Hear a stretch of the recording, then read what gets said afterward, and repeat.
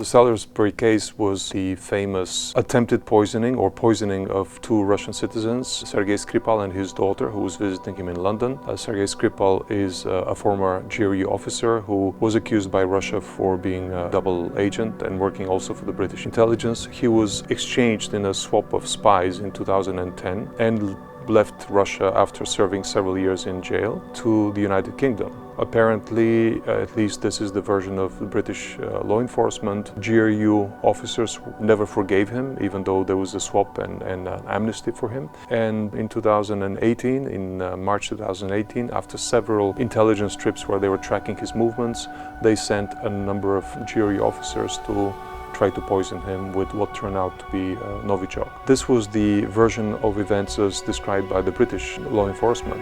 And we took it as a challenge. Let's see if we can find objective, open source or other forensic level proof that what the British are saying is true.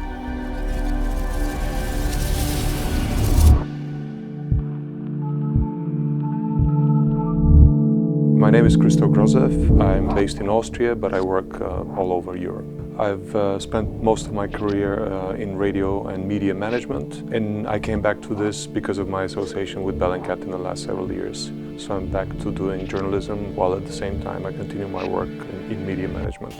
It became particularly intriguing for us after Russia. They published this interview with the two suspected poisoners, where they said that their names are Bushirov and Petrov. And the first thing we found was that they are not who they say they are. And then we spent the next 2 months trying to identify who they were. We started with just photographs and fake names.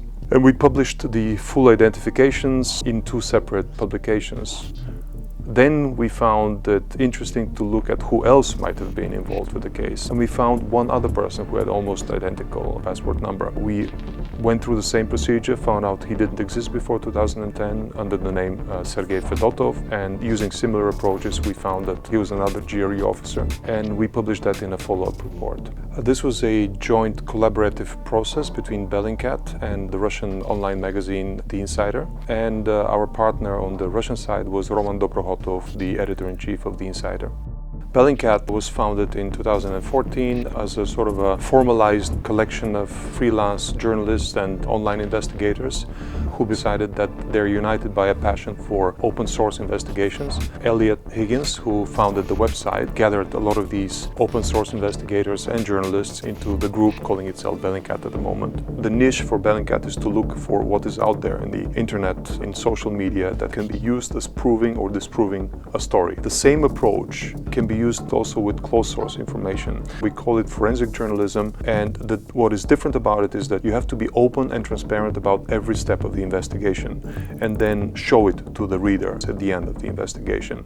This is where we see our strength, this is where I see our mission, and we're trying to make it widespread and used by as many journalists as possible. So I would say it's a mixture between journalism but also an attempt to spread best practices in data journalism or forensic journalism to as many other journalists as possible.